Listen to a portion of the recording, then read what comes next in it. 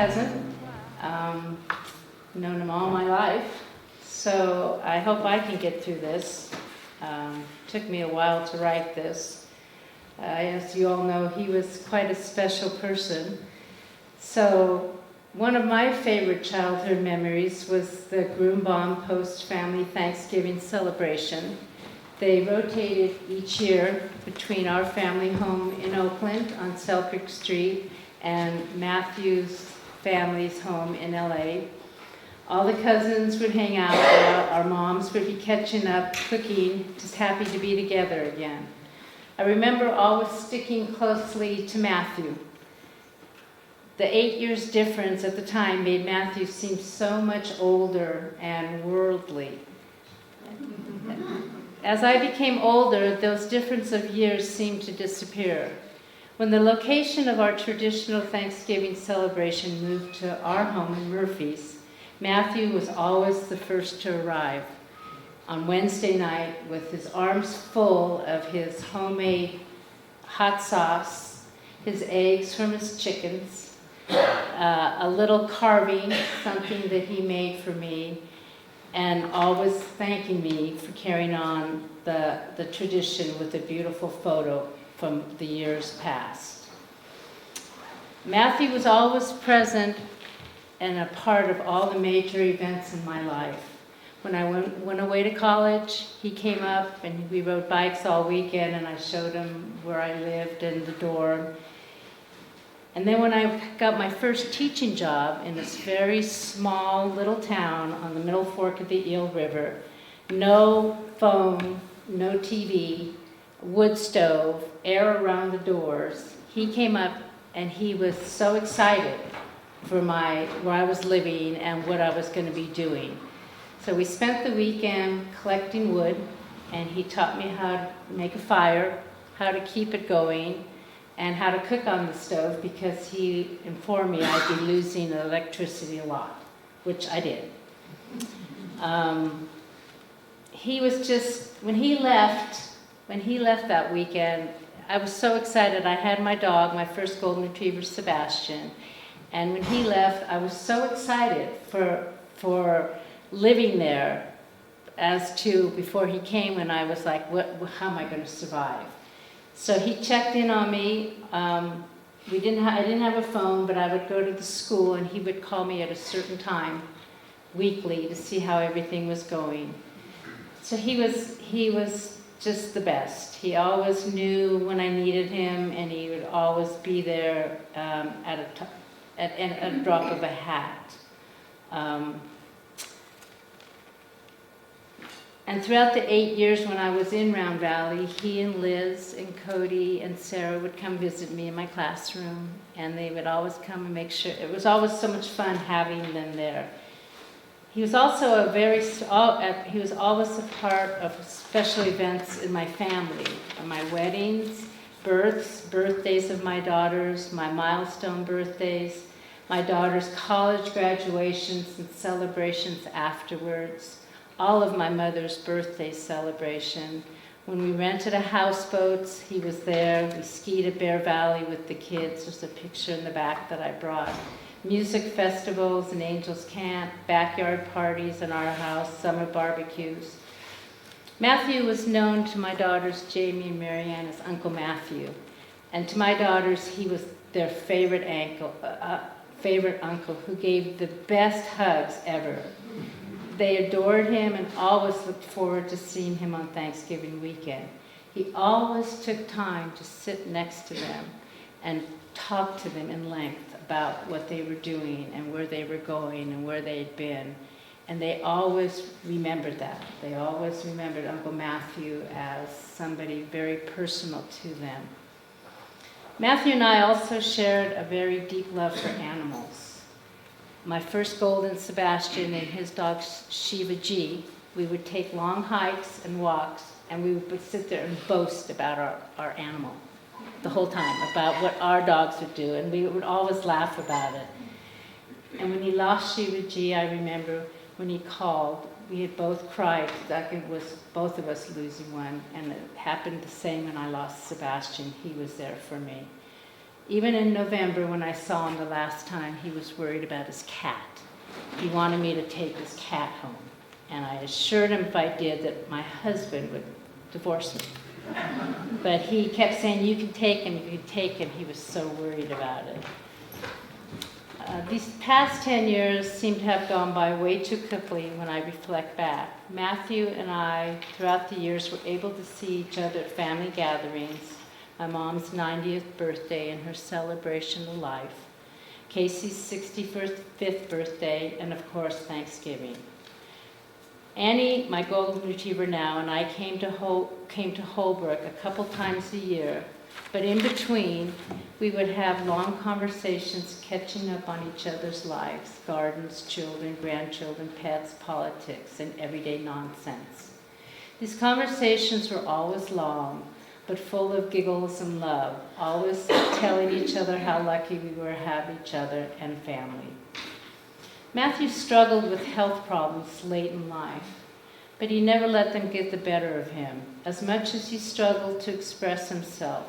When he talked about his children and his grandchildren, you could see it in his eyes or hear it in his voice how proud he was of them and how much he loved them.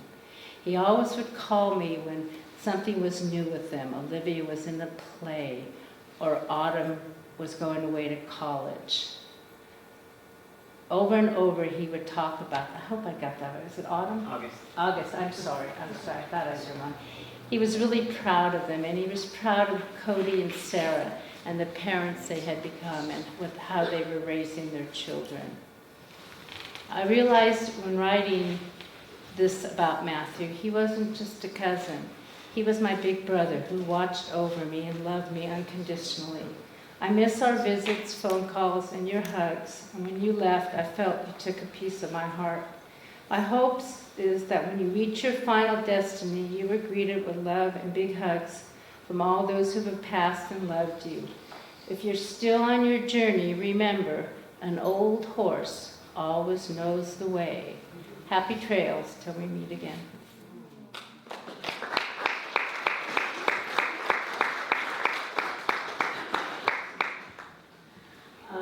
I met Matthew, the picture at the back where he's sitting there with his guitar. It looks really old because it is. That's what Matthew looked like when I met him. I lived in Joliet, Illinois, and was on the Illinois River, and they did, a lot of commerce on that river. And he came to Joliet to get a job on the river, and the people in the apartment next to me met him in the park. He was sitting in the park with his friend, and he was playing his guitar, and he just looked really cool. He had just gotten back from India, and I was like, the people brought him home. They didn't have a place to stay. They were waiting for work on the river, and they had to go and sign in at the office every morning and hope for a river job. So they went and stayed at the apartment next to me. And there were some miners staying in that apartment, and the cops showed up at the door, and I told him, he was there with his friend, who was named Sonny, like my dog. And I said, you guys can stay over here. You don't want to be over there if there's cops showing up. So they did, and so he would check in with me every time his job was done, and he'd come back, and he'd bring groceries and leave them at my door, and he just stayed with me on and off between his jobs. And he showed me pictures of Ryan when Ryan was a baby. He was 1 year old. He had just come from Missouri, where Ryan had lived. And so when I saw Ryan yesterday, it just totally blew my mind. I just got this strong Matthew vibe. He looked so much like Matthew to me, and I just really, I still have not gotten over it. There he is. He's just, he's just like an echo of Matthew. So I moved around. I moved to Florida for a while, and I lived in Iowa, and we had been writing letters because Matthew went back to California. And he moved to Boulder Creek, this little town north of Santa Cruz and Redwoods, and I was living in Iowa and I didn't like it. And so he said, well, why don't you come out to California? So this is 1971. And he was busy. He was doing business in Mexico. I won't say what he was doing there. But he was not available. So he sent his friends, his girlfriend and his friend Richard, in his Volkswagen bus. They drove from California to Iowa to pick me up. And I said, you know, I've got $400 and a Cocker Spaniel. He said, that's all right. And he picked me up, turned right around and we headed back. They didn't even spend the night.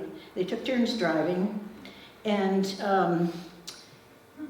then I just stayed with Matthew and his girlfriend for a while. But everything was so, you know, shifting around. And then I met Matthew's brother, Steve. And so I ended up moving in with Steve. And I ended up marrying Steve. You know, we all make mistakes. But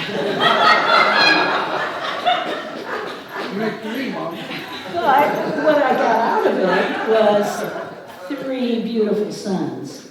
And, you know, how could I have known or guessed when I met Matthew in Joliet that he would become the uncle of my 3 boys and that he'd be in my life for the rest of my life. I mean, it's just astonishing when you think backwards at it. And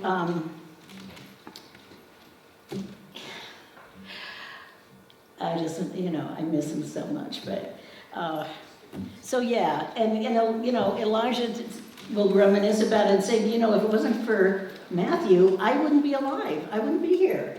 I mean, the whole chain of events where, you know, you meet. I mean, when I got back to California, I go, oh, wow, he's got a brother. Yeah. But, so Matthew moved around in Northern California, and he got married and has his kids, and there were years that go by when I wouldn't see him, but we always stayed in touch one way or another, and like I remember visiting them at the Patterson Ranch, and they're living off the grid. And they had goats and blackberries, and Liz was baking bread in her wood stove oven, grinding the flour herself. And it was very impressive. And the bathtub was in the living room, but, you know, and they had, they were growing other crops, you know. It was that time, and so it was just, and then Matthew decided to go back to college and get a degree and be a teacher. And I was like, wow. So he did that, and he was, well, then he started his traveling. And he would stay with me, like he would come and stay with me before his first big trip to China. I lived in Felton near Santa Cruz, and he'd pitched a tent in the front yard and just stayed there. And, you know, he had his cat, Digit, with him.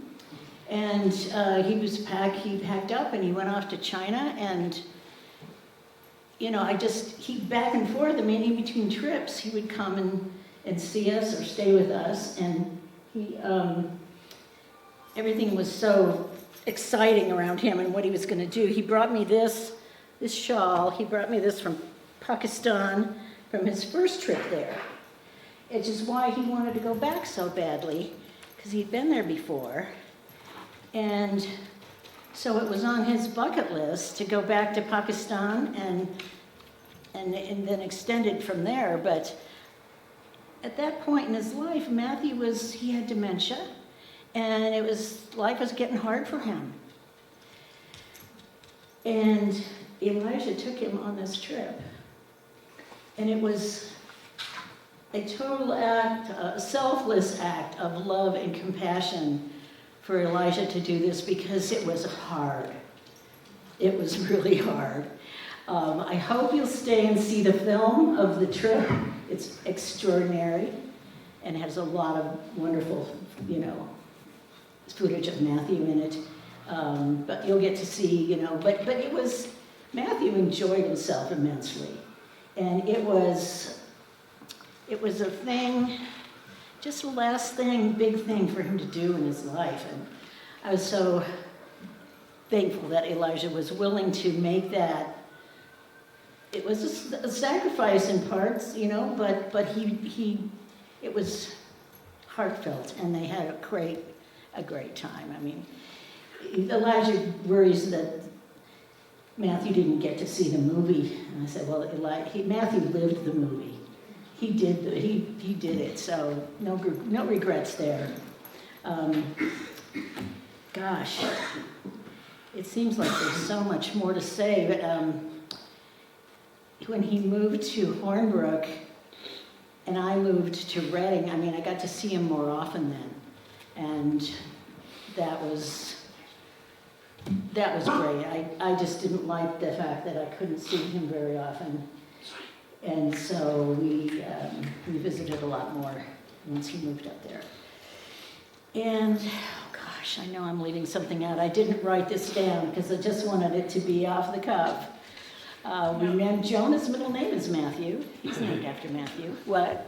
I was just going to say, going through some of Dad's stuff, you guys had so much correspondence, written correspondence. Yeah. Letters that he wrote to you and you to him. Right. You guys may have called each other a lot, but you guys definitely, over a span of many, many, many, many years, wrote to each other all the time. Yeah. Because really before phones, that was the only way we could communicate. And I traveled a lot later. And so he was really excited that I was going to get to travel. And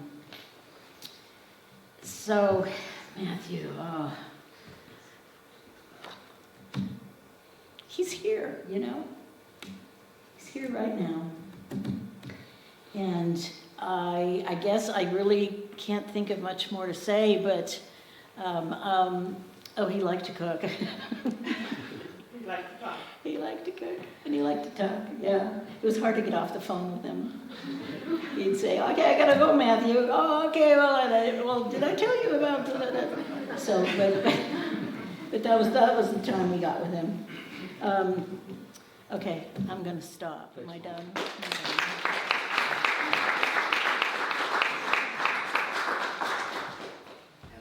I met Matthew almost 12 years ago in May, and for a variety of reasons, I had only come to California twice in my entire life to visit.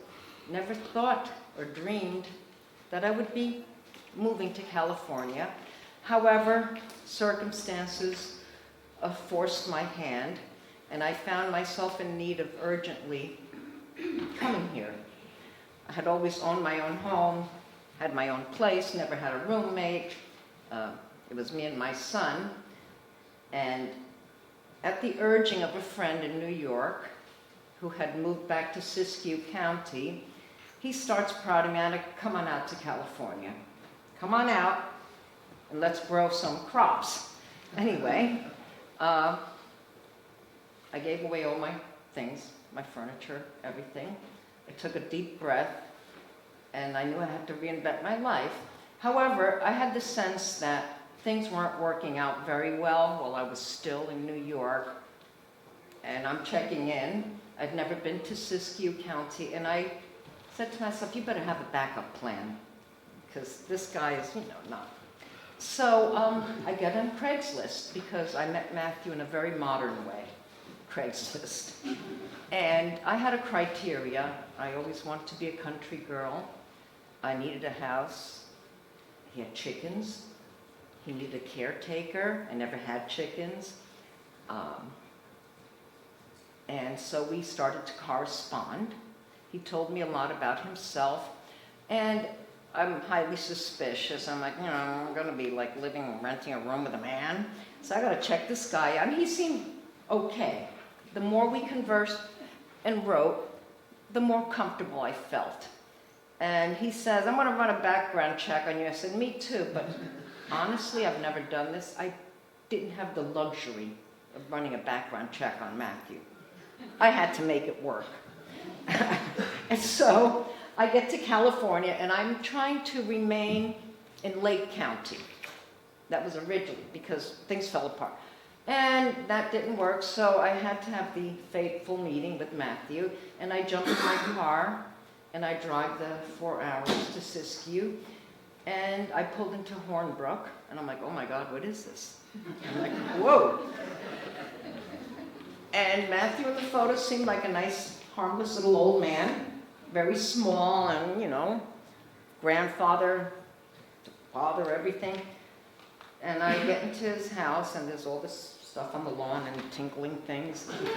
And there's no Matthew, and I even freshened up my makeup like an idiot.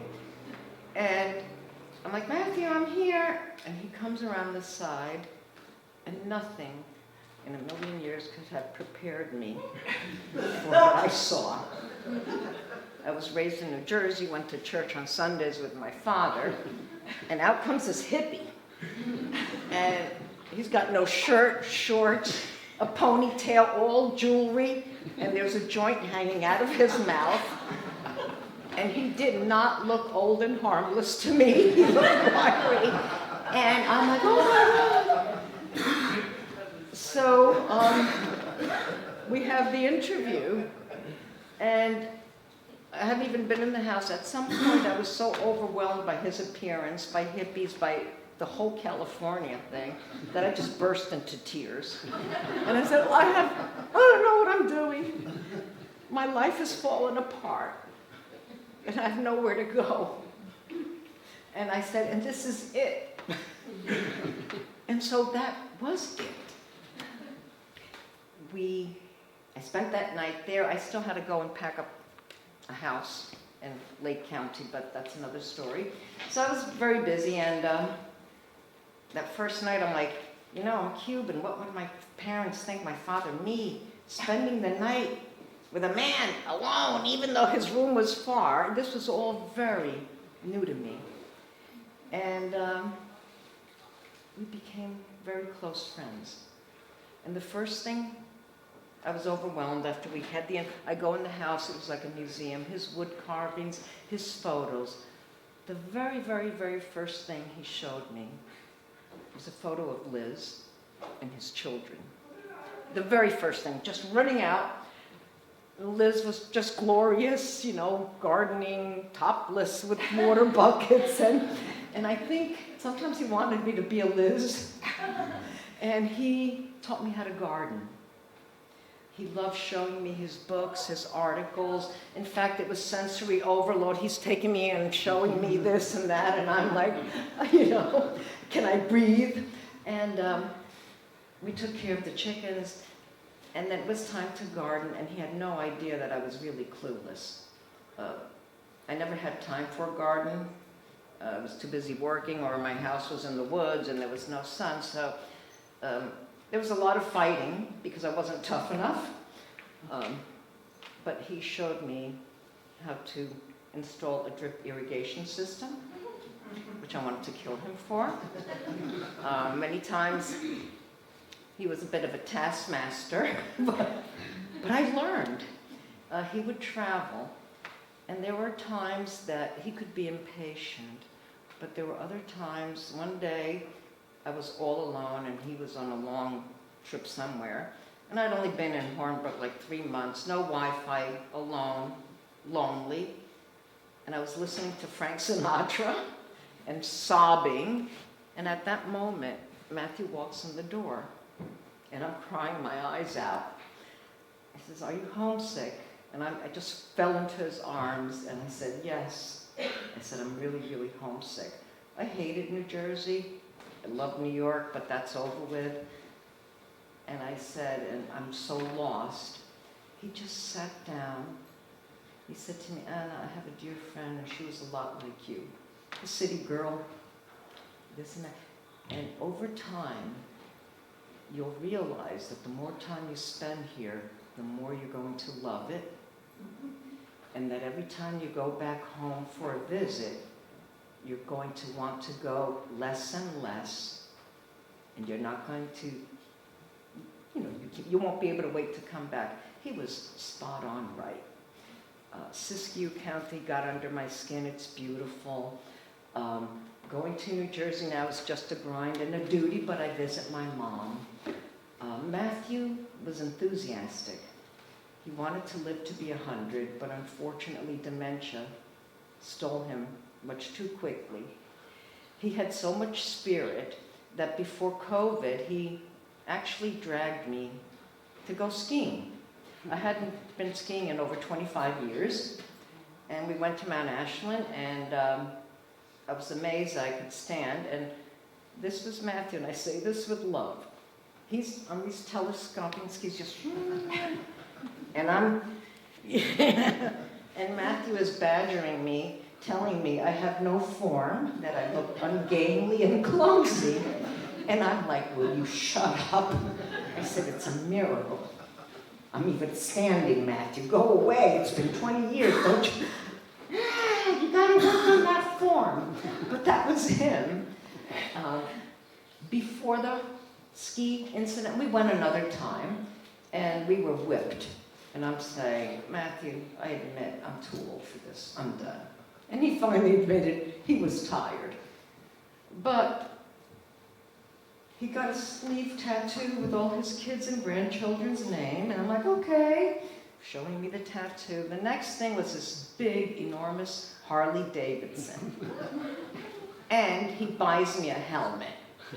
And I'm like, no. I said, how do I tell him I refuse to die on the back of a motorcycle? Matthew, that motorcycle was twice as big as he was. He fumbled around, and I'm like, I said, I love you, Matthew, but no. My love will just go so far. At some point, he came to his senses and sold the Harley, and I didn't have to get on the back and have him kill me. But it was just who he was. And the last 2 months of his life, I realized he was going downhill very rapidly. And since I live 4 houses away, we spent a lot of time together. We would have movie nights in my house a few times a week. I would make dinner. He would eat a lot of food. We made plans, but the weather was so bad, we only got to go to a restaurant one night. But he always wanted, he was willing. And I said, Matthew, we're going to go visit Jeff and Lorraine in Coos Bay and go to the dunes. Yes, yes. And then suddenly, within a week or so, things changed, but I will always be eternally grateful for the time we had at the end and for having him in my life. And Matthew's passing feels like a big piece of my life has died with him. So.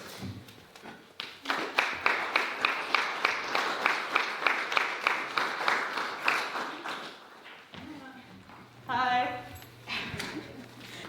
So, I have this poem that I'm going to read. I did not write it. One time I was... Oh, hi, I'm Olivia. I'm Matthew's granddaughter. So there's that. Yeah, I did not write this poem. One day I was driving to school and my mom said, hey, do you want to read this poem at the memorial? And I said, sure, and left it at that. But I'm just going to say a few things first. I didn't write anything down. Tell me if I'm rambling for too long, I guess. Yeah, my grandpa was something. Yeah, he always brought so much of himself into everything, and it's something that I've really tried to do, to express myself in every single way I can think of clearly. But yeah, I have so many memories. He taught me how to ski. I realize now that maybe Mount Ashland was not the best place for like a tiny 12-year-old to learn how to ski. Yeah, I have so many memories of him reading bedtime stories to me and him making me Mickey Mouse pancakes after spending the night and watching Barbie DVDs on his old TV. Yeah. The only thing I can really think of right now, and I've been thinking about this for like the past 3 days, is ever since I was really little, he promised me that we were going to go on a trip to China, just the two of us, And every single time he would bring that up, everyone would be like, your dad will never let you do that, Olivia. Not in a million years. And so we would, and I was really nervous about it because here's the thing, I have a tough grasp on the English language, let alone Chinese. So I was really nervous about it, but we always said, when you're 18, we will go. Your dad won't have a hold on you then. And I'm 17 now, and he's never going to get to do that. So it's just a thing I've been thinking about for a while now. But yeah. So Jeff wrote this poem. You know who Jeff was? He was Explain who Jeff was. roommate and friend, I believe. Yeah, he was. Thank you. Yeah. So he wrote this after the Klamath on Fire, I believe. So yeah. He's the hero. That moved. Okay. He's the hero of Hornbrook, but nobody knows. Quick of mind and quick on his toes. I heard the story, and here's how it goes. He saved the town with his garden hose. I was still on a high from the 4th of July when the flames sped down the hill. And the smoke in the sky told me danger was nigh, and Lord, I remember it still. That fire looked alive as it jumped the I-5, as it crossed over Copco Road. It burned through 3 buildings like just so much kindling, it looked like the town would explode. Like the flames would not yield as they crossed Leonard's Field, downtown was now in its sights. It looked like disaster, but our hero was faster, stood his ground and put up a fight. There were flames on his fence as he made his defense with his hose and a friend or two. In the smoke and the heat, he would not be beat, he did what he needed to do. The situation was dire as he fought off the fire, sparing the post office and more. His home he had saved from the terrible blaze, now is a part of our lore. We all must confess, 'twas a tragedy, yes, but it could have been so much worse. The town had survived when our hero arrived, so now he's remembered in verse.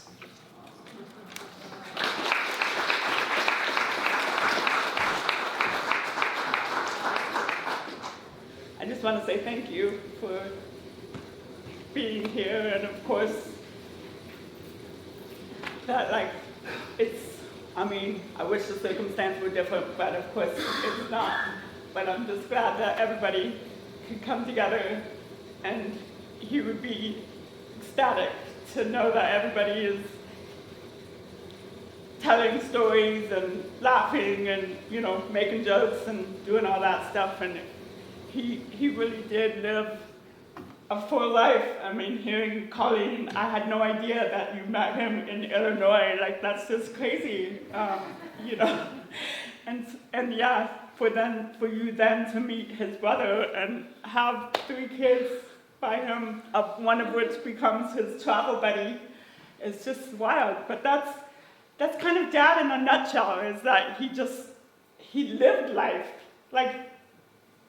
He took it on, it was okay, I'm gonna do this thing, and he did it, and he did it with flair and style, his own totally authentic way, and I think that's what everybody will probably remember the most about him, was that he just he did it, and he did it 100%, and so I'm just glad that you guys could all be a part of it, and I actually had a really hard time coming up with something to say.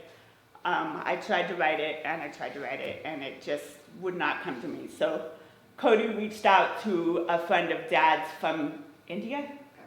Pakistan, sorry.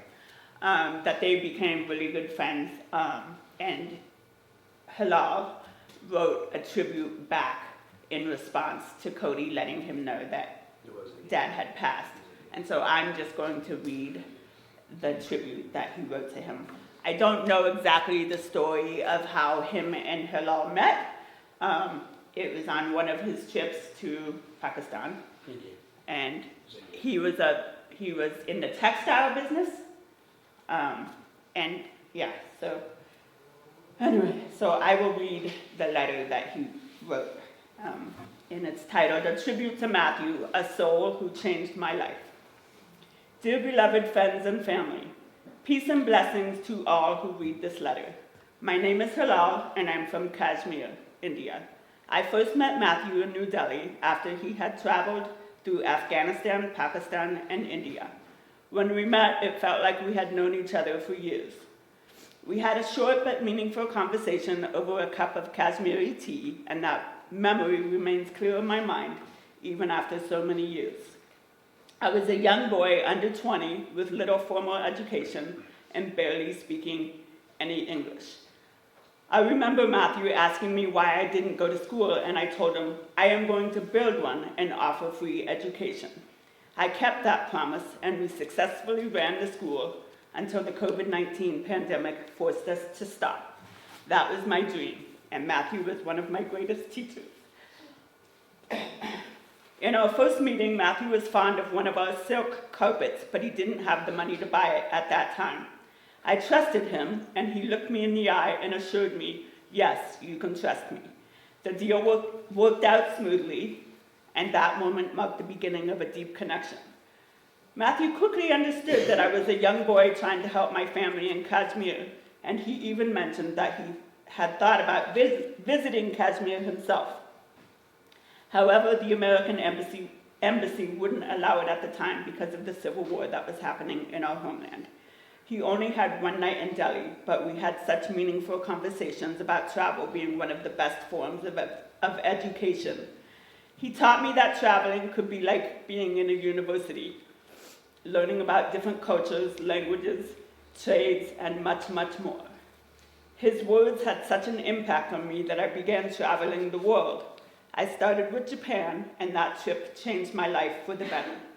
When I returned, I felt as though I had graduated from a hard university. I will forever be thankful to Matthew for inspiring me to explore the world. Our next meeting came 11 years later. Matthew told me he was coming back to India, and despite his age and the challenges of traveling, we were finally reunited, and I'm not sure, do you know, it says, it's spelled like McLeod. I don't know how to pronounce it. Do you know that? Nope. I don't know. They reunited somewhere near the Dalai Lama's temple. There I was working in my shop. After a few days, Matthew and I suggested we travel to Kashmir together. We spent a month traveling through many places, and it was a time of great learning. At that moment, I was working on the Pashmina Nuns project for the Dalai Lama temple, a project that had been chosen for me to work on.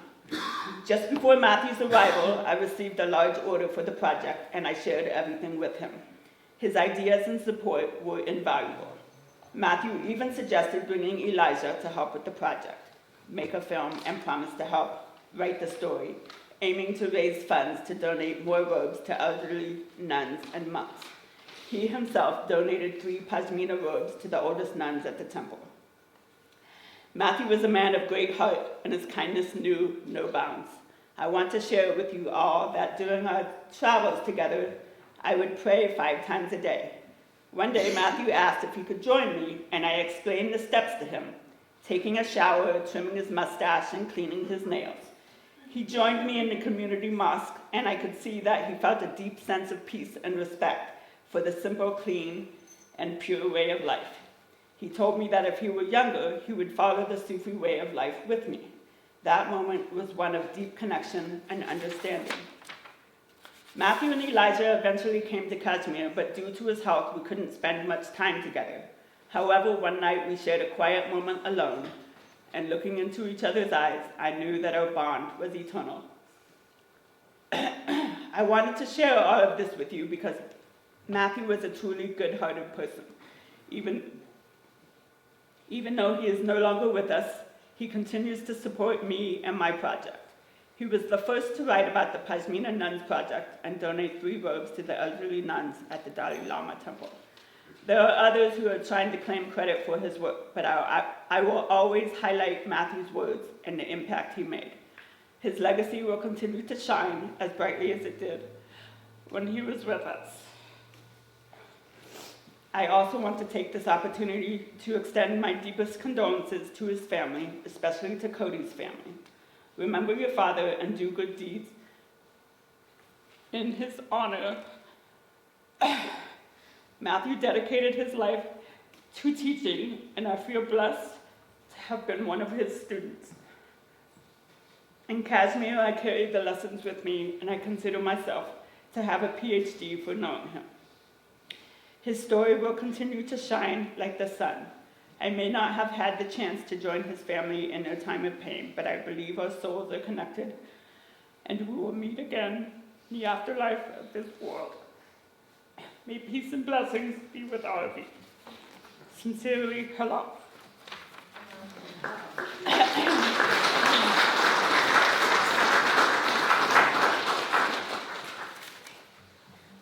I have a little thing, I'm not going to read it, but Joanne, when she was up here, talked about the old horse knows the way, and he had a tattoo, I think he had it twice. On his big sleeve, he had it in Chinese characters, and then Cody, when it was was it also in Chinese characters? Anyway. It was both. What's that? It was Chinese characters and then it said in English underneath. Yeah. He got it like one of our last days in Vietnam. Right. But anyway, I recently became acquainted with a Chinese woman at the gym, and I showed her a picture of that tattoo, just asking for clarification if that's what it meant. And she basically said, yes, that is what it meant. And it goes back to a long story of there being like a battle between a general or something, and they had to travel far, and it was in the springtime. And then when that battle was over, it was winter time, and they needed to travel home, and there was snow all over the ground, and they couldn't really get their bearings, and they kept getting lost several times. And somebody finally suggested, hey, like, get an old horse. An old horse knows the way. And so they got an old horse, and he led them back home. And so that is sort of the origin of that tattoo, that the old horse knows the way.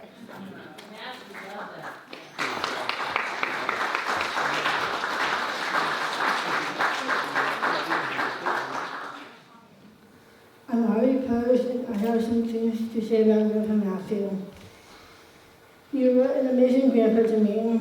I love all the moments we have shared when I was little and all of your big hugs. You made me so different.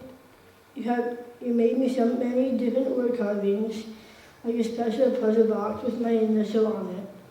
I also have a heart bracelet and a heart bookshelf to remember you by. I love you send me letters and postcards from around the world whenever you are traveling. You are always proud of me for being a good speller and for me knowing how to spell paleontologist. I wanted to see your tree house that you built and always wished it was in our backyard so I can climb inside and play in it. You are a special and important person to me, and I'll always love you more than words can express. Every time I see or talk about woodwork, no matter where I am, I think of you all the time. Every Saturday at 11 to 7 p.m. at night, I always think about you. Happy belated birthday. You celebrated your birthday by having Thai food and pie because your birthday is Pie Day. We run for it. I still wanted to wish you all the love, laughter, and special memories that you deserve with everyone around you. I hope you had a great heavenly birthday. I also wish you were still here so you can hear about me play for my Special Olympics Unified Basketball team at my school. We are currently 2-0 and hoping to bring home a second championship trophy. Keep flying high. I know you're watching over me. I will always think of you, Sonia Mountain, in your heart bracelet, and you will always be close to my heart. Rest in peace. I love you, Grandpa. Bye-bye.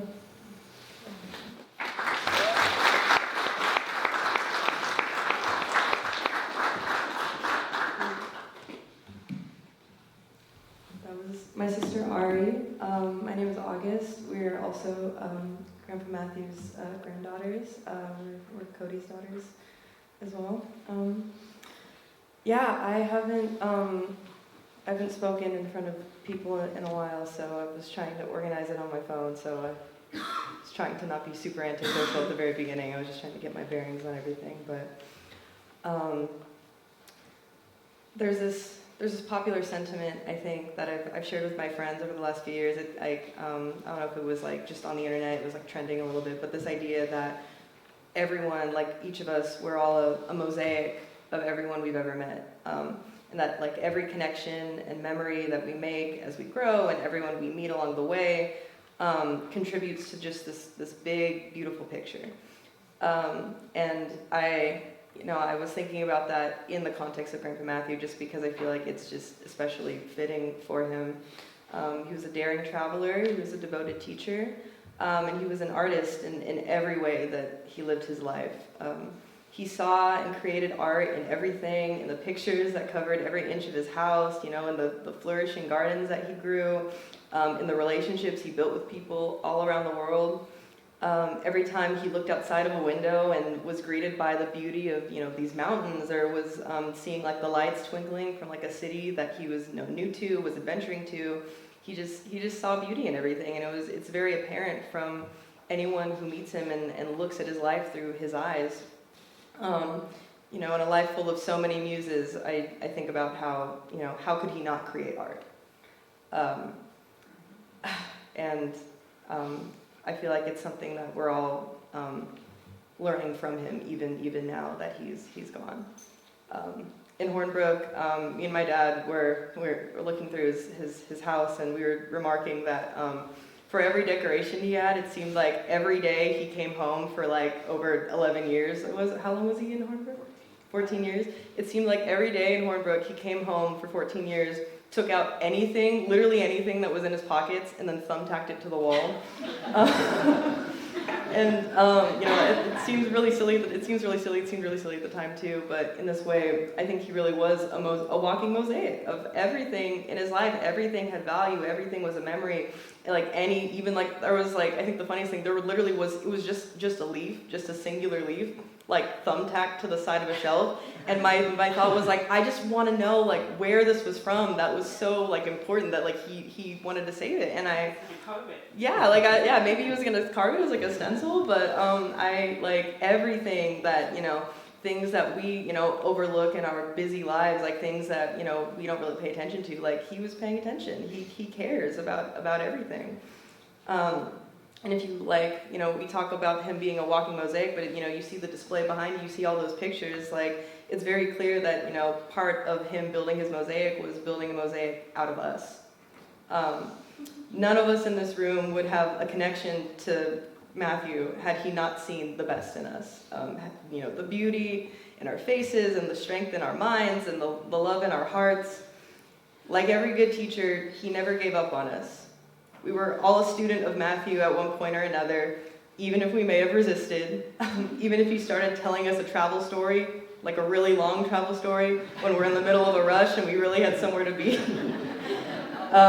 He was always teaching and learning and reteaching what he learned. There's a quote that my grandpa lived by, and it's one that me and my dad have been circling back to the last couple of months since we lost him. And it's 100 years from now, it will not matter what kind of car I drove, what kind of house I lived in, how much money was in my bank account, nor what my clothes looked like, but the world may be a better place because I was important in the life of a child. I know that Grandpa Matthew would drop everything that he was doing for a child in need. In high school, I did Filipino cultural dance, and one of the dances, it's called Sayaw sa Bangko. It literally means dance on bench. You danced on these 3 wooden benches that like the foot of the bench would like lock into another, and you could stack them in whatever way that you wanted.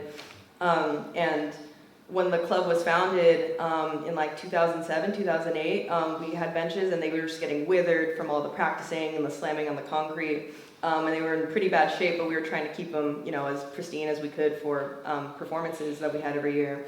And Grandpa Matthew, he just made us new ones. He, we sent him the dimensions. He wanted to like check it out. He wanted to build it, and he built them and brought them down to Elk Grove and Sacramento where we live. And me and some of my friends from the club, we just were painting them in like red, blue, yellow, like for the Filipino colors. He added his own little touch. There was like a really intricately carved like sun that would screw onto the bench, which is like you can really only have it if you're just displaying the bench, not even dancing on it. But it was just such a really thoughtful detail. I graduated a few years ago, but I still, Ari is still at that school. I have videos of friends who are in the performances, and like I see them dancing on it, and I'm just smiling because he's even now, it's a school that I no longer attend, in a world that Matthew is no longer in, and he's still having an impact on the lives of children. he was really great at connecting not only to children, but to the child that we all have in our hearts. You know, our inner child that wanted adventure and wanted play, the inner child that didn't care about what other people thought about us, you know, because we all know Grandpa Matthew didn't care about what other people thought about him. He was fearless. He was many things. He was a friend. He was a hard worker. He was a storyteller. He was a traveler. But above all else, I think that Grandpa Matthew was a teacher and an artist until the day he died. And every day we open our minds up to learn something new. And every time we check something off of our bucket list, every time we take a risk or we connect with nature or even just look out the window, every time we understand that life is what we make of it and continue to push through, we will always be carrying him with us. And I love him. I love him, and I know that we all love him too.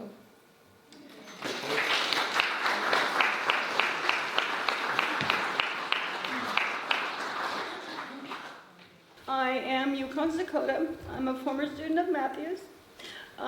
He taught me at Noyo High School down in Fort Bragg. And if you guys don't know, that's a continuation high school. So it's the kids that aren't going to the regular school for whatever reason, you know, they're not on track with their learning or they're not in tune with, you know, what's going on at the big school. And that was kind of the perfect place for us, you know. I was going to Fort Bragg High School and I couldn't sit through their classes. It was like what they were teaching was boring to me. I would go through their material and I kept getting you know, distracted, not wanting to go back to school. And I finally had a meeting with the teacher who suggested that I go to continuation high school so I could work at my own pace. And that's where I met Matthew. And I mean, following the girls and everybody and how important your grandpa was to you and to his kids, I feel small in comparison, but he feels so big to me. Because, I mean, it's you know, hindsight's 20/20, and I didn't realize at the time what an important gift I was given when I was put in his class. I mean, just, you know, he taught stained glass at a continuation high school in a little modular building. It was like so magical. Even looking here, it's like I just think about those days when he just gave us shards of glass and big tools and different things, you know, hot stuff, and I was like, wow, this is so cool. And he always wanted us to get into videography. He was always trying to get us to make videos and stuff. And one time we did a project for History Day down in Sacramento, and we got second place. But I'll tell you, I hated that project. But he made us endure and get through it. And that was all cool. He was our coolest teacher, you know. But it was later in life that, you know, I really got to see all that he had to offer us.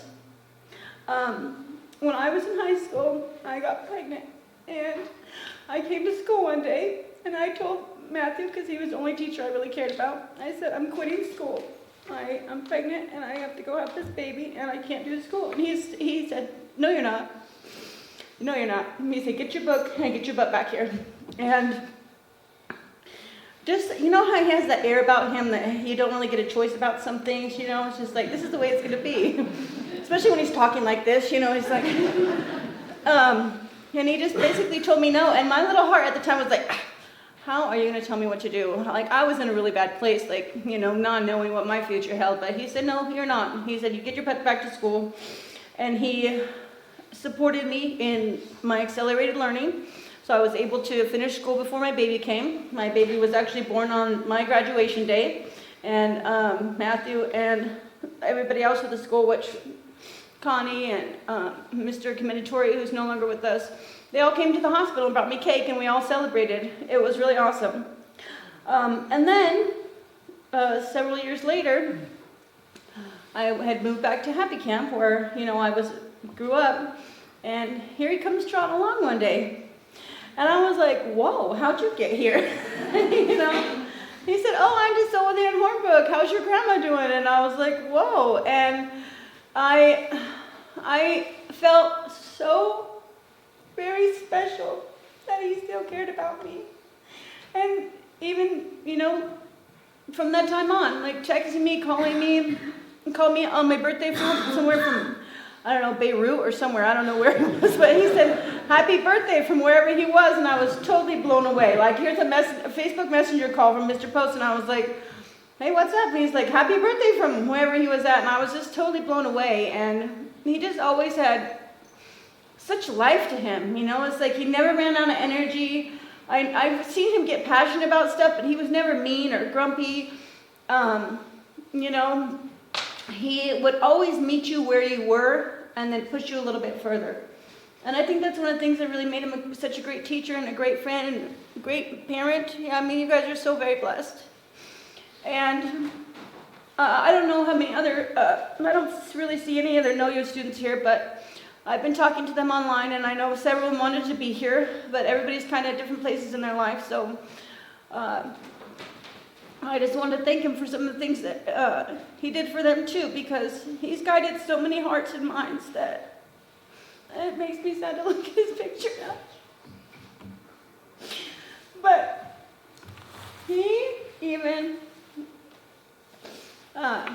we had one of our other students have a baby, you know, later in life here in Yreka, and that baby was sick and had to be taken to a different hospital.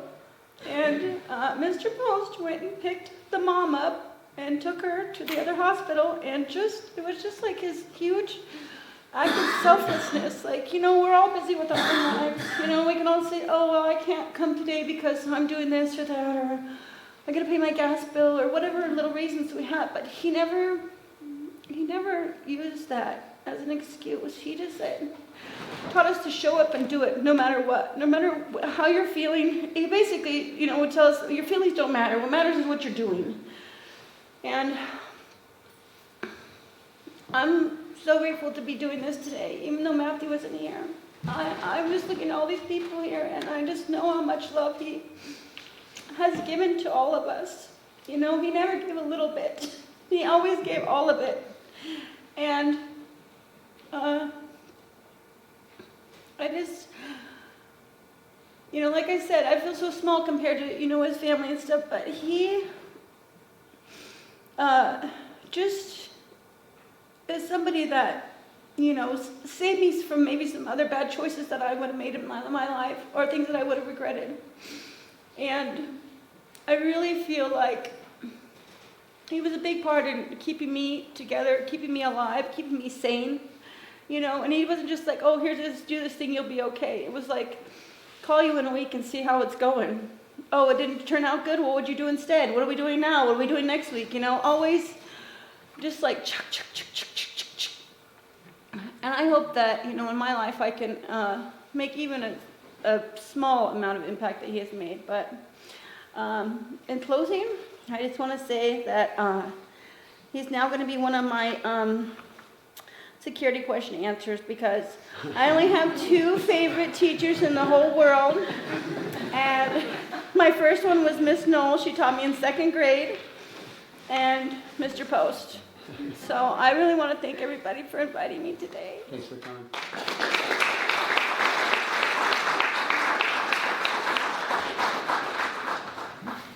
Thank you all so much for coming.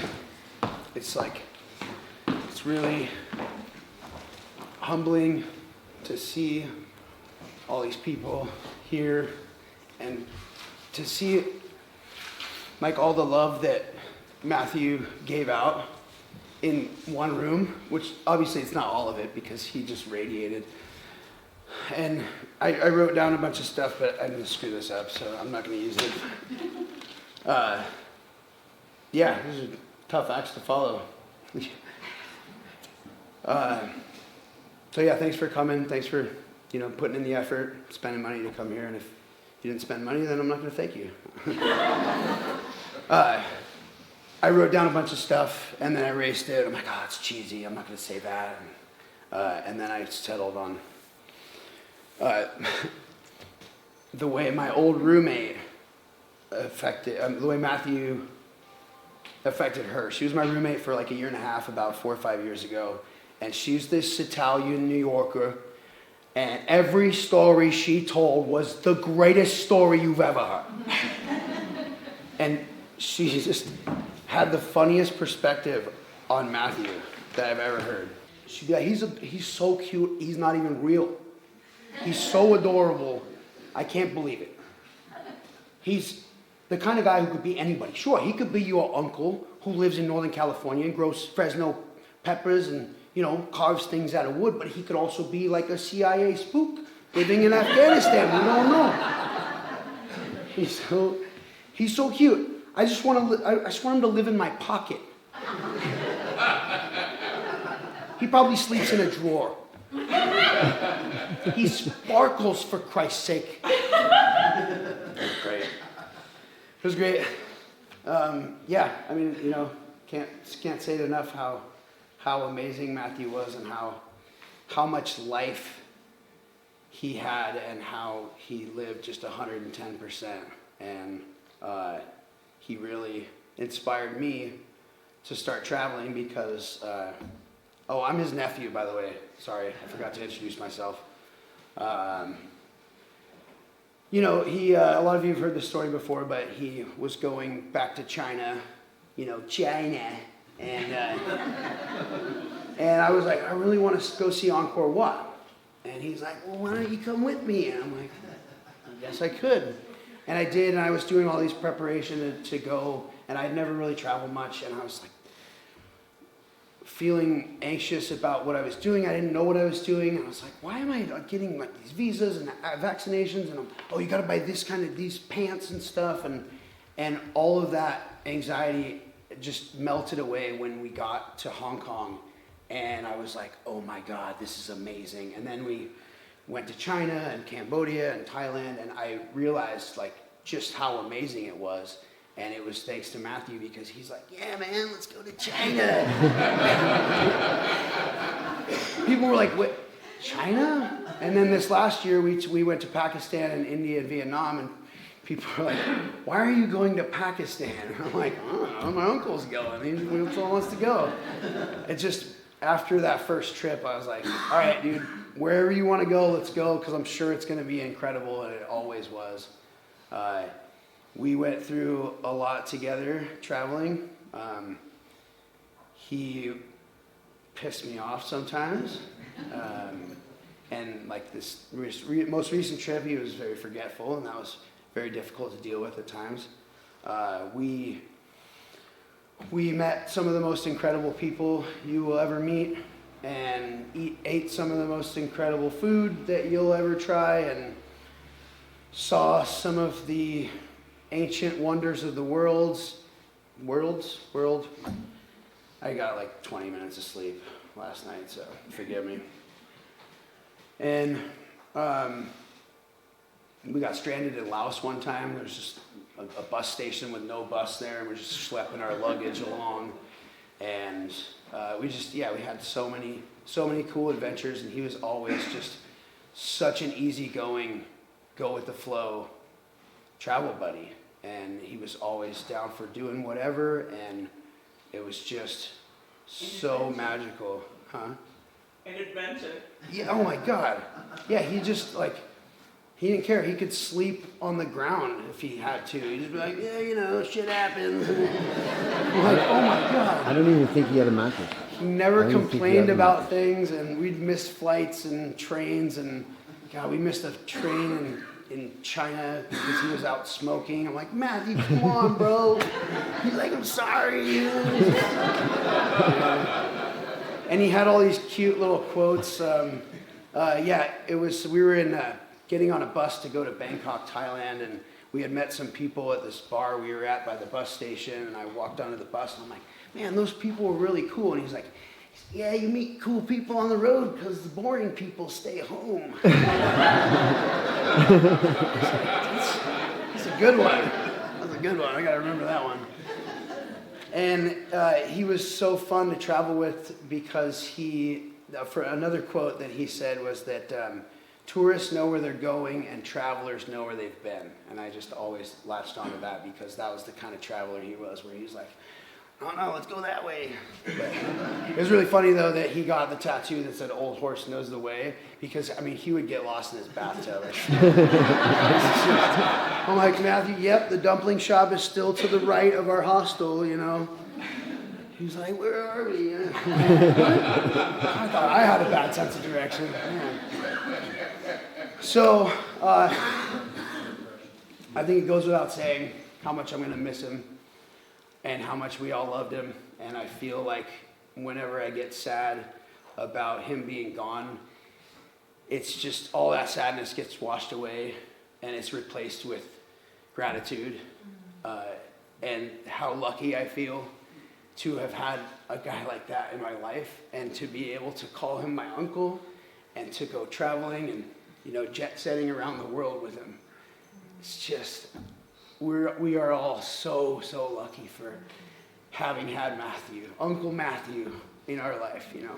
He was dad to some of you and grandpa and brother. Where's Patty? You know, and to me and to some of my closest friends, he was Uncle Matthew. And then my brothers, and God, we're all really gonna miss him. So I put together a little slideshow slash movie. I took some clips from the 2 travel documentaries I made. This is gonna be a hell of an adventure. What time is it, Elijah? Why, it's time for another epic Southeast Asian adventure with you, Uncle Matthew. And this time, we're going to Pakistan! This is what life is all about. Yes. Hanging out in a tiny little 300-year-old house, eating authentic local food in one of the most beautiful places in the world with some of the nicest people I've ever met. And with the coolest uncle ever.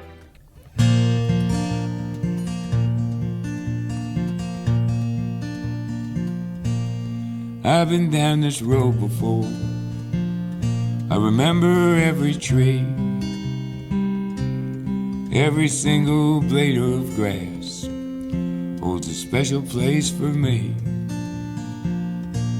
And I remember every town and every hotel room, and every song I ever sang on a guitar out of tune. I remember everything, things I can't forget. The way you turned and smiled on me on the night that we first met. And I remember every night your ocean eyes of blue. How I miss you in the morning light, like roses miss the dew.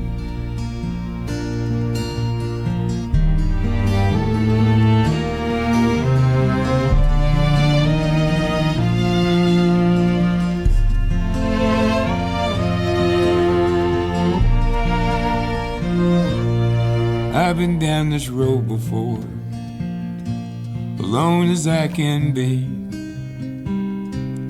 careful not to let my past go sneaking up on me. Got no future in my happiness, though regrets are very few. Sometimes a little tenderness was the best that I could do. I remember everything, things I can't forget. Swimming pools of butterflies that slip right through the net. And I remember every night your ocean eyes of blue. How I miss you in the morning light, like roses miss the dew. I miss you in the morning light, like roses miss the dew. We just got to this wide spot in the trail, taking a rest, and the guy told me, "Here, sit down." Offered me a bag of weed here. Said, "Hey, ganja," which is not Chinese, it's Hindi, it's from India. These guys, they always look for people that look like me, you know. I said I wasn't gonna do this. It is pretty repulsive but I decided that, hey, you know, go big or stay at home, right? So here I am eating a scorpion. Gives you lots of power. It's like crab. It's pretty hard, actually. Really crunchy. I wouldn't say it's bad. It's kind of like eating a walnut shell or something.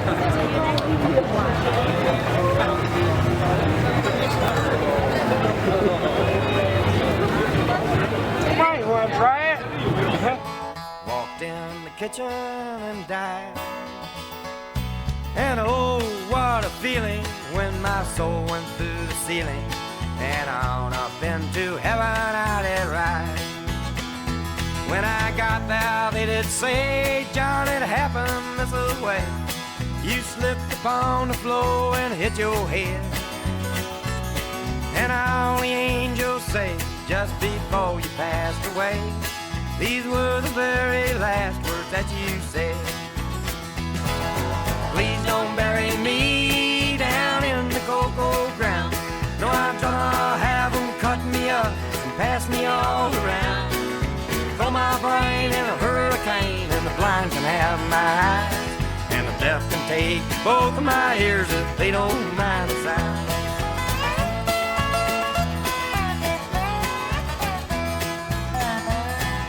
Give my stomach to Milwaukee if they run out of beer. Put my socks in a cedar box, just get 'em out of here. Venus de Milo can have my arms, look out, I've got your nose. Sell my heart to the junk man and give my love to Rose. But please don't bury me down in that cocoa ground. No, I'm gonna have them cut me up and pass me all around. Throw my brain in a hurricane, and the blind can have my eyes, and the deaf can take both of my ears if they don't mind the sound.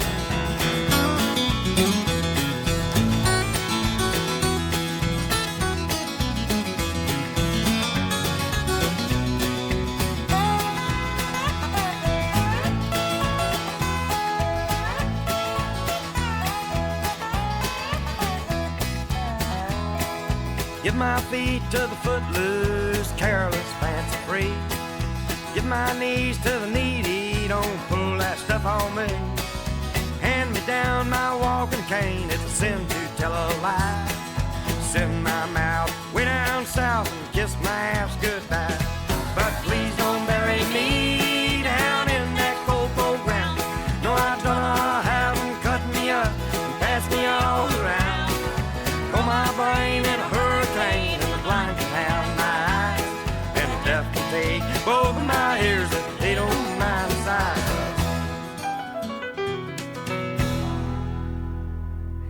Hey, Matthew, when is it going to get exciting?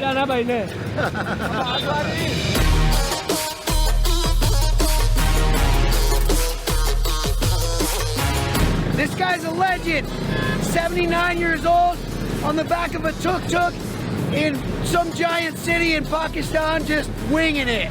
Uncle Matthew, everybody. The sights, the sounds, the smells, the people. Okay. Okay. What the hell was he talking about? I haven't the faintest idea.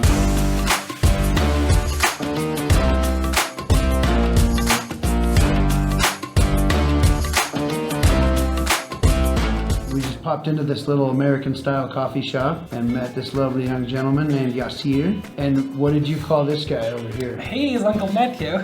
He's my uncle.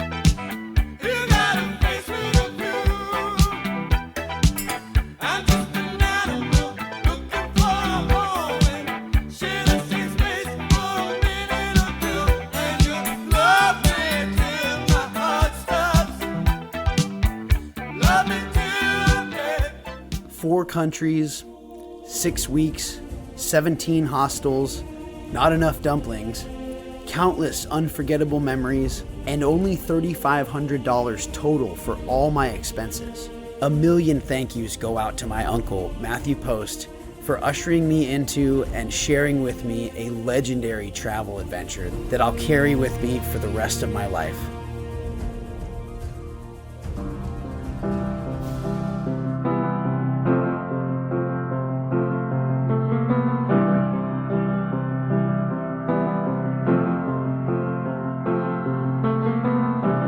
Imagine there's no heaven. It's easy if you try. No hell below us. Above us only sky. Imagine all the people living for today. Imagine there's no country. It isn't hard to do. Nothing to kill or die for, and no religion too. Imagine all the people living life in peace. You may say I'm a dreamer, but I'm not the only one. I hope someday you'll join us, and the world will be one. Imagine no possessions. I wonder if you can. No need for greed or hunger, a brotherhood of man. Imagine all the people sharing all the world. You may say I'm a dreamer, but I'm not the only one. I hope someday you join us, and the world will live as one. Here I am riding a motorcycle through northern Vietnam with my legend of an uncle whom without I would literally not be here. I mean, how many people in the world get to do this kind of thing? It was really special, and being able to share the experience with my uncle made it even more special.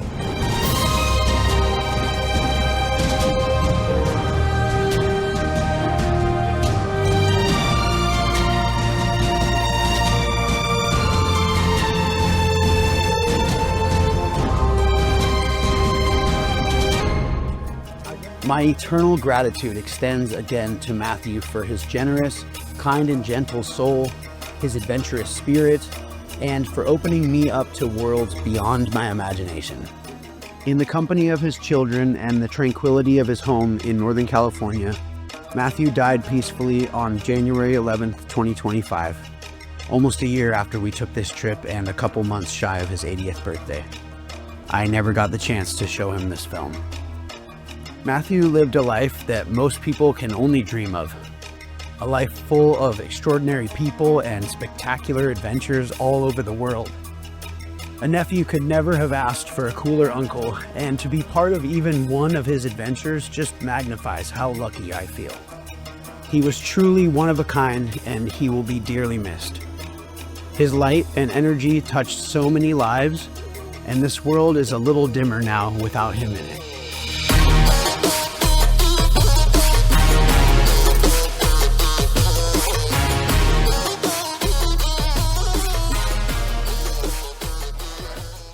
while to get out onto paper, and I'll just start. When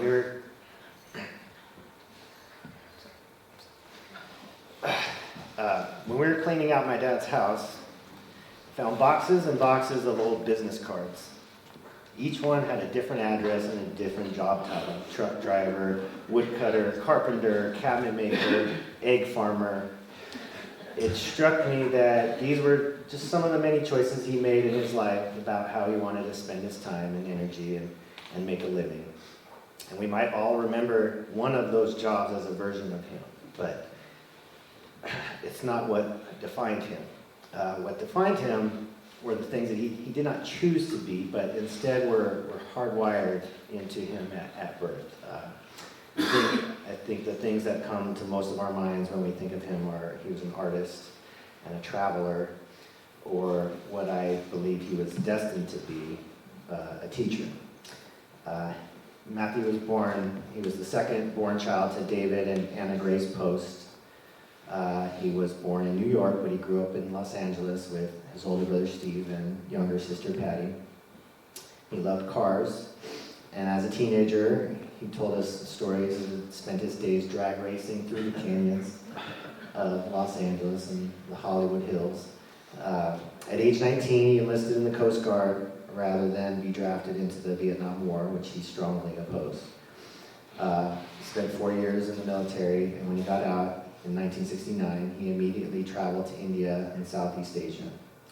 He fell in love with seeing the world and experiencing other cultures' differences and similarities to our own. After meeting my mom and starting a family, they drove across Mexico with my sister, a 2,000-mile road trip with no GPS, no iPhones, and no car seats. But that was the traveler in him, never afraid to leave home, bound for parts unknown, always enjoying the journey as much as the destination. My earliest memories start a few years after that. My parents had separated, and I lived with my dad and my sister, Sarah, here in Yreka. Dad was part of the art collective called Out of Hands. Some of those artists are here today. He was making jewelry and stained glass and wood carving, and I was in preschool. Sorry. But it was my dad who taught me how to read. We read the Little Bear books, we practiced with flashcards, and he put labels on everything in the house so I could learn how to spell.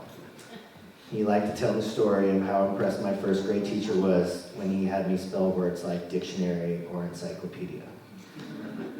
After Yreka, we lived in Montague, where Dad's artistry, industriousness, and a desire to add to his business card collection led him to open a custom cabinet shop with a friend named Mark Mooney. He's good friends with Mark and Matt. I remember playing in his wood shop and leaving pennies on the railroad tracks to be flattened by passing trains. But by about 3rd grade, I had started to miss my mom, so my sister and I went downriver to Soames Bar and would spend the next few years with her. During that time, Dad began following what would become another central theme of his life, connecting with kids who needed it most. He worked as a counselor on the Vision Quest wagon train, which was a unique rehabilitation program for teenage felons with actual covered wagons, cowboys, and horses trekking through the American West, giving them the responsibility to set up camp, harness a mule team, and to saddle and ride and care for their own horse, teaching kids who had been neglected, abused, abandoned, and incarcerated to have purpose and confidence, work ethic, self-awareness, discipline, and a sense of belonging and accomplishment that all kids need, and these kids have never known. He then worked in the Mendocino area at a place called Clearwater Ranch, again as a counselor for abused or troubled kids. The counselors there had the patience, compassion, and empathy to break through and prove to these kids that someone really cared about them. He found these opportunities, or maybe more accurately, they found him. He never forgot those kids or the friendships that he made with the other counselors. Some of them are here today, though they had not seen each other in nearly 40 years. 40 years. Dad returned to Siskiyou County as he would repeatedly throughout his life. My sister remained on the river, and I went to live with my dad, this time in Little Shasta, at the foot of Goose Nest and with an awe-inspiring view of Mount Shasta. I remember riding my bike to school on cold winter mornings and the wind blowing so hard that it would actually bend the walls of our house. I remember Dad teaching me to start his 1968 Volvo, how to use a chainsaw, a table saw, and other power tools. I was only in 5th grade, but I was starting to feel grown up. What I didn't realize at the time was that at the age of 41, Dad had finally decided what he wanted to be when he grew up. He had found his calling in working with kids. He enrolled at College of the Siskiyous with the goal of becoming a teacher, a choice that would define the second half of his life. After 2 years at College of the Siskiyous, we moved to Arcata so he could finish his degree at Humboldt State University. I was entering 7th grade, and my sister Sarah joined us so she could attend Arcata High School. Like many teenagers, I thought I knew everything.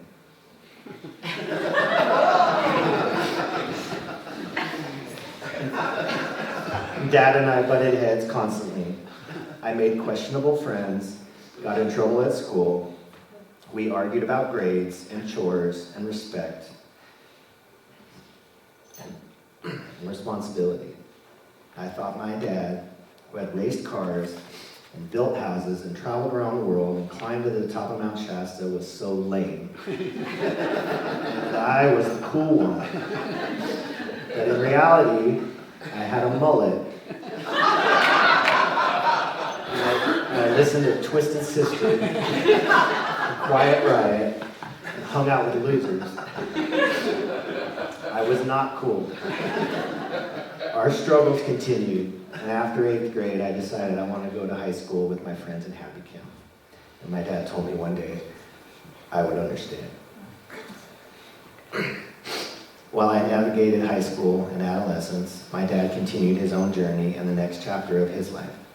After graduating Humboldt State with honors, he got his first job teaching social science and woodshop to at-risk kids in Placer County.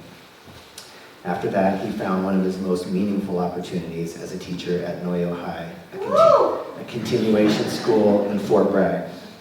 Like his time as a counselor, he was drawn to students who were on the verge of giving up or whom the world had given up on. He taught social studies, history, civics, and government, but also had the kids do art projects with stained glass and silver. He tapped into their creative abilities and placed trust in them to be responsible with tools and materials that others might consider to be dangerous. He empowered them to imagine and create with their own hands, and the pride they felt was a special gift that many of them were not used to receiving. He spent nearly 6 years there.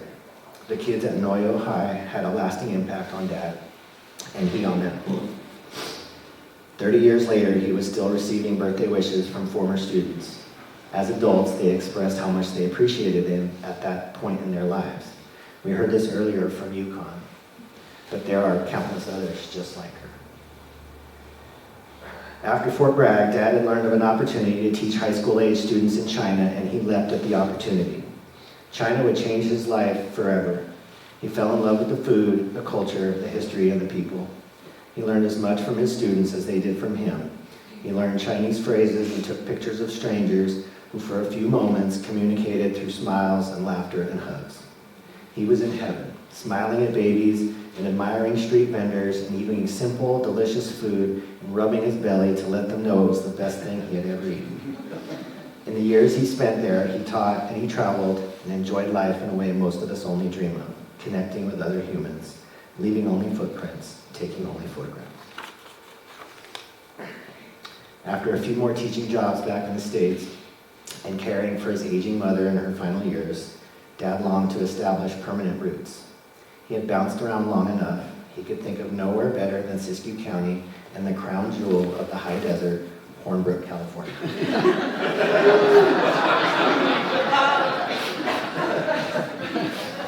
He bought a house, and like he wrote on the handmade sign next to the driveway, he was home at last.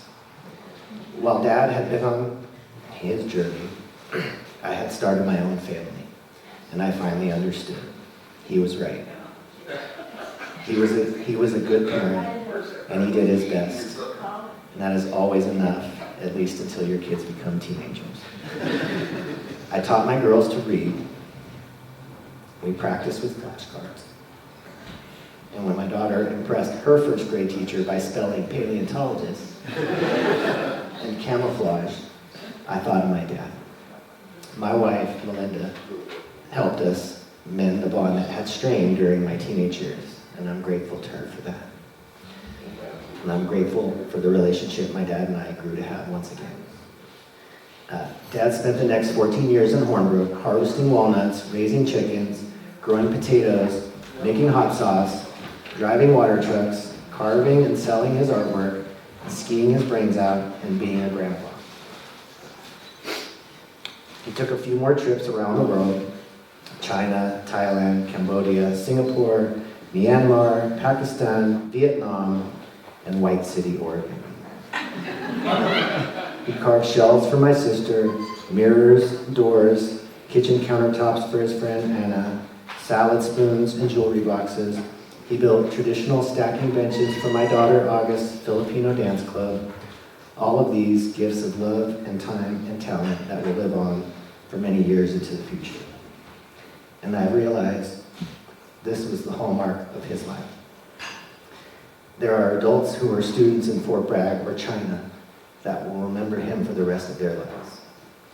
There are countless pictures he took of family and friends, preserving special memories they might have otherwise missed. There's artwork and carvings that hang or display proudly in homes, and jewelry boxes that will be handed down from mother to daughter many times over. He made an impression with his beret and vests and fingerless gloves and the beard and the giant bear hug. He made a difference, and I recognize that my best qualities as a father and as a person come directly from him. Carl Sagan said, "We are the sum of the influence and impact that we have in our lives on others." Dad made an impact in this room and around the world. There's another quote that my dad loved and lived by. My daughter referenced this earlier. 100 years from now, it will not matter what my bank account was, the sort of house I lived in, or the kind of car I drove. But the world may be different because I was important in the life of a child. Well, we don't have to wait 100 years to know that. He did make a difference, and the world is better for it. That's it.